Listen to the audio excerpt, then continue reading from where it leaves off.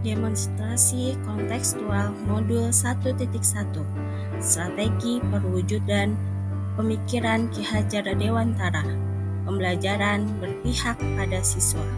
Perkenalkan, saya Maharati Hamidah, CGP Angkatan 11. Manusia merdeka adalah manusia yang hidupnya bersandar pada kekuatan sendiri, baik lahir maupun batin, tidak bergantung pada orang lain.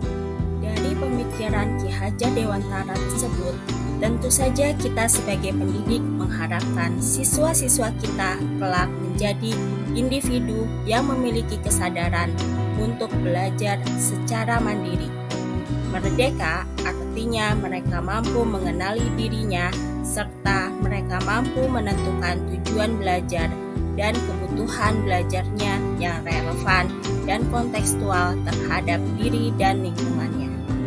Maka, strategi perwujudan pemikiran Ki Hajar Dewantara yang merupakan tugas awal kita sebagai pendidik adalah kita harus terus belajar melengkapi ilmu pendidikan yang selaras dengan zaman agar bisa menghantarkan siswa-siswa kita berdaya dan menjadi manusia merdeka. Kita menyadari bahwa siswa-siswa kita akan menjadi bagian dari masyarakat di masa depan.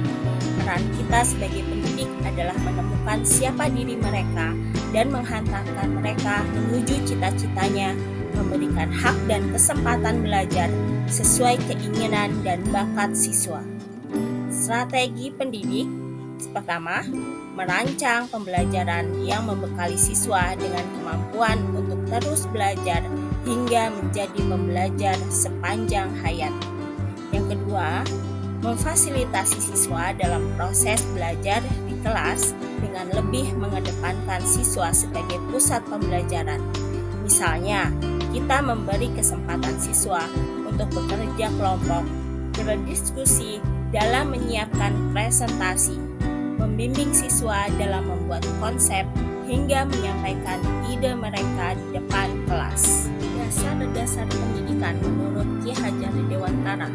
Pendidikan itu menuntun segala kekuatan kodrat yang ada pada diri anak agar mereka mencapai keselamatan dan kebahagiaan yang setinggi-tingginya baik sebagai manusia maupun anggota masyarakat. Yang bisa kita lakukan sebagai pendidik adalah menuntun tumbuhnya kekuatan kodrat dengan segala kemampuan kita agar siswa berkembang baik budi pekertinya, pikiran, dan jasmaninya.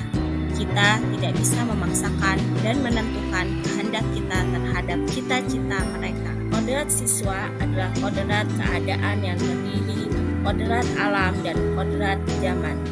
Kodrat alam merupakan kondisi lingkungan di mana siswa berada, kondisi alam yang membentuk siswa dalam masyarakatnya. Strategi pendidik pertama, membantu siswa dengan memberikan pembelajaran kontekstual selaras dengan kondisi alam siswa. 2. Peka dan mampu menemukan keunikan setiap siswa. 3.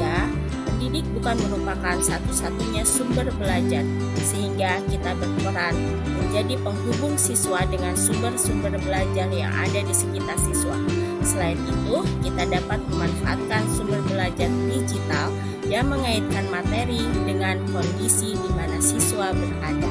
Kodrat zaman merupakan kondisi zaman saat siswa kita tumbuh. Tentu saja kondisi zaman terus berkembang dan berubah dengan dinamis. Strategi pendidik 1. Bergegas dalam beradaptasi terhadap kodrat zaman dengan membekali ilmu pendidikan sesuai dengan zamannya. 2. Meningkatkan kecakapan kita dengan kemajuan-kemajuan teknologi agar selaras dengan kebutuhan belajar siswa. 3. Membantu siswa untuk berpikir kritis dalam menerima dan merespon informasi. 4. Menuntun siswa dalam mengadopsi pengetahuan dari luar di mana harus sesuai dengan nilai kemanusiaan dan nilai budaya Indonesia. Untuk mewujudkannya diperlukan prinsip-prinsip dalam melakukan perubahan yang kita kenal dengan asas 3CON. Pertama, continue. Pengembangan harus berkesinambungan dilakukan terus-menerus dalam menerima nilai-nilai baru, namun tetap mengacu pada nilai-nilai budaya bangsa Indonesia. 2. Konvergen. Perubahan yang menuju satu titik harus memanusiakan siswa dan memperkuat nilai kemanusiaan. 3. Konsentris. Pendidik menuntun siswa berdasarkan kepribadian, karakter, dan budaya Indonesia sebagai pusat. Strategi pendidik memfasilitasi siswa untuk menentukan tujuan yang ingin dipelajari dengan cara membantu siswa dalam mengelola respon dan perasaan untuk menemukan tujuan belajarnya. 2. Manajemen kelas, di mana pendidik menuntun dan memantau proses pembelajaran di kelas. 3. Menerapkan manajemen kelas yang terbuka terhadap segala sumber belajar, mengambil praktik baik dari kebudayaan lain, namun tetap berpegang teguh terhadap nilai-nilai budaya bangsa. 4. Membimbing siswa untuk merefleksikan pengalaman belajar. 5. Menghargai keragaman dan memerdekakan siswa, karena setiap siswa memiliki keunikannya masing-masing. 6.